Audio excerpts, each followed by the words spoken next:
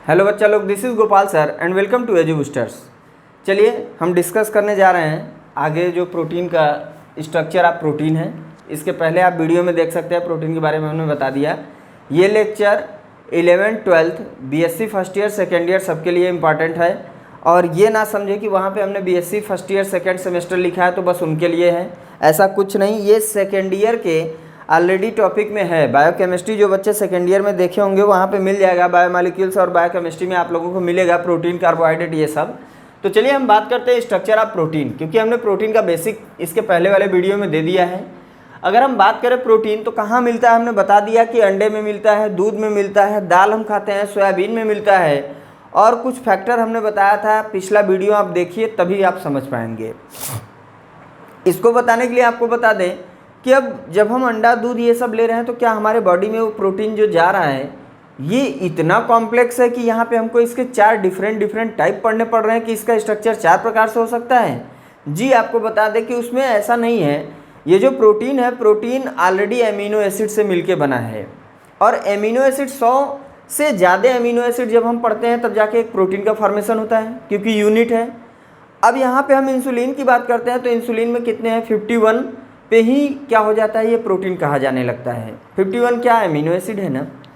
तो यहाँ जब हम बात करते हैं कि प्रोटीन की जो यूनिट है, इकाई है, वो कौन है, एमिनो एसिड, तो उसके अकॉर्डिंग अगर हम यहाँ बात करें बेटा तो प्रोटीन स्ट्रक्चर है 4 डिफरेंट लेवल।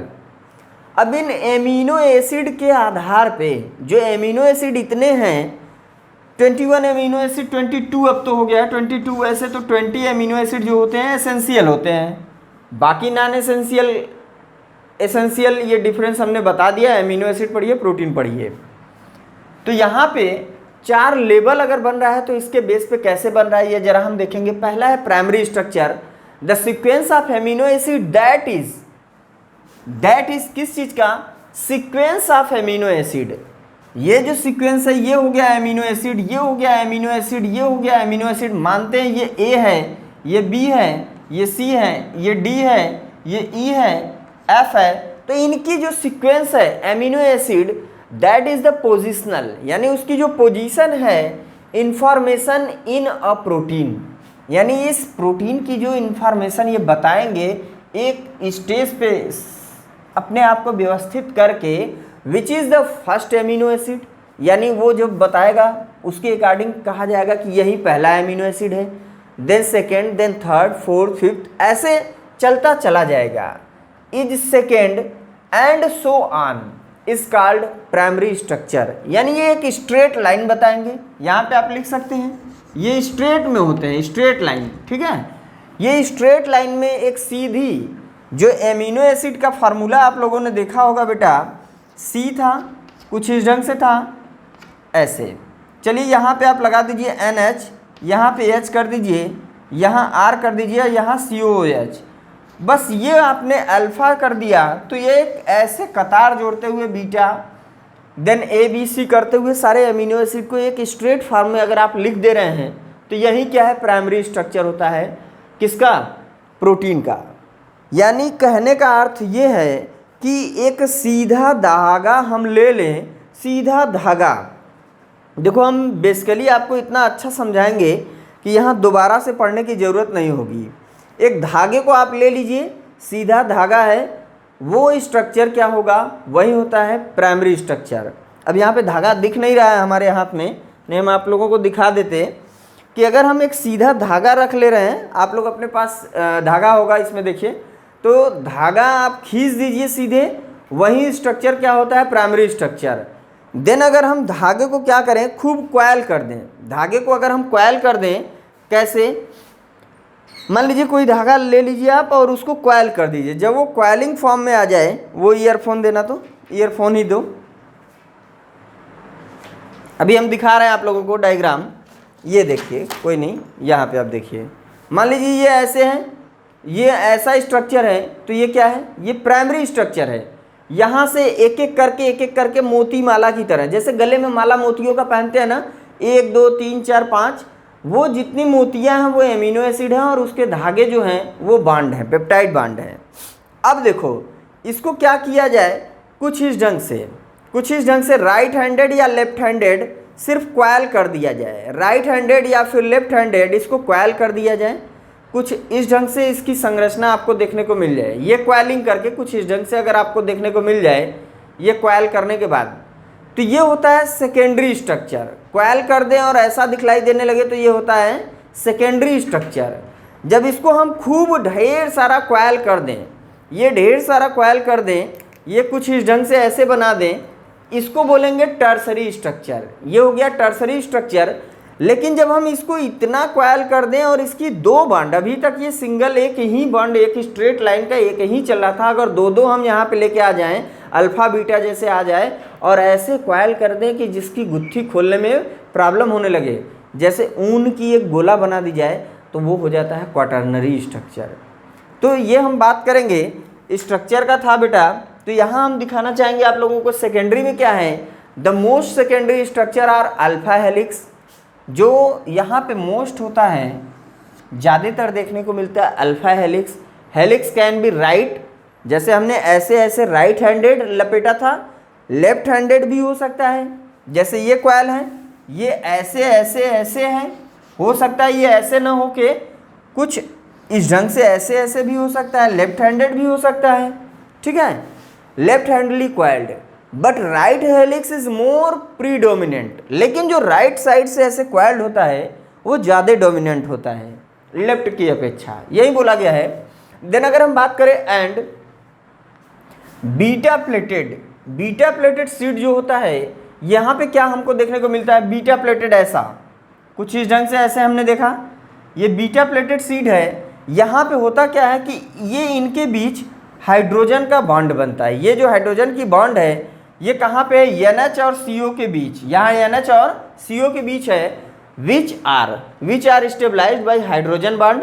ये स्टेबलाइज्ड होते हैं किसके द्वारा, हाइड्रोजन बॉन्ड के द्वारा, और यहाँ पे फॉर्म्ड करते हैं in between NH CO group of amino acid. तो ये थी बेटा सेकेंडरी स्ट्रक्चर। अब इसके आगे हम देखेंगे tertiary.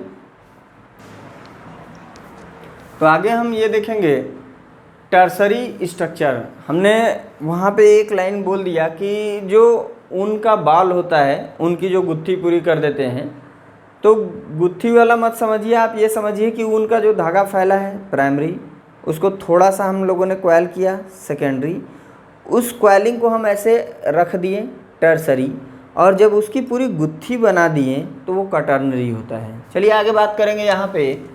The long protein chain is also folded upon itself like a hollow woollen ball. जैसे हमने क्या बोला, ये उलेन हो गया, इसको हमने ऐसे ऐसे ऐसे ऐसे कर दिया सेकेंडरी। जब इसको हमने खूब ऐसे ऐसे कर दिया, खूब ऐसे ऐसे कर दिया टर्सरी, और जब इसकी हमने बॉल बनाना शुरू कर दिया कुछ इस ढंग से,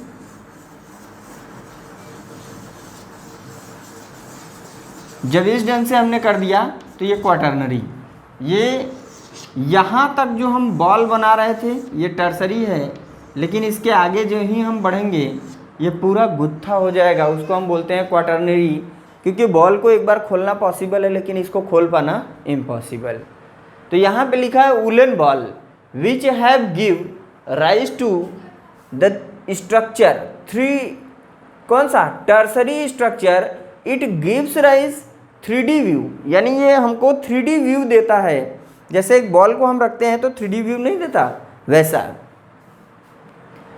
of protein which is necessary, जो कि नेसेसरी होता है for all the biological activity. यानी लगभग जो भी बायोलॉजिकल एक्टिविटी हम लोगों के अंदर होती है उसके लिए ये टर्सरी ज़्यादा नेसेसरी होता है।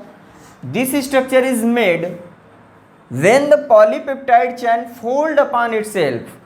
यानी जो पॉलीपेप्टाइड चैन होता है अमीनो एसिड के बीच, जो पॉलीपेप्टाइड चैन यहाँ पे ऐसे ऐसे बना है, ये जब खूब डेंस क्वाइलिंग ऐंठने लगे और इसके ऐंठने से जो एक दूसरे के बीच एकत्रित होने की संख्या बढ़ जाए, उसी को हम बोलेंगे कि टर्सरी स्ट्रक्चर है। अगर हम बात करें क्वाटर्नरी की, तो डिफरेंट प्रोटीन सब यूनिट, अब जो प्राइमरी सेकेंडरी टर्सरी में जितने भी सब यूनिट्स हैं ये सब अगर ऐंठ ऐंठ के मिल जाएं, इन लोगों के मिलने से ही क्वाटर्नरी का फॉर्मेशन होता है।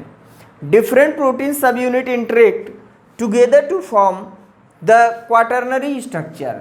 यानी इन्हीं के मिलने से क्वाटरनरी बनेगा। This subunit can be polypeptide chain has a primary secondary tertiary structure of its own. यानी यहाँ आप कह सकते हो कि प्राइमरी सेकेंडरी टर्सरी ये सब इसके अंदर खुद ब खुद है। यहाँ जो क्वाटरनरी है इसके अंदर ये सब है, इनके ऐंठ जाने से ही क्वाटरनरी का स्ट्रक्चर बना है।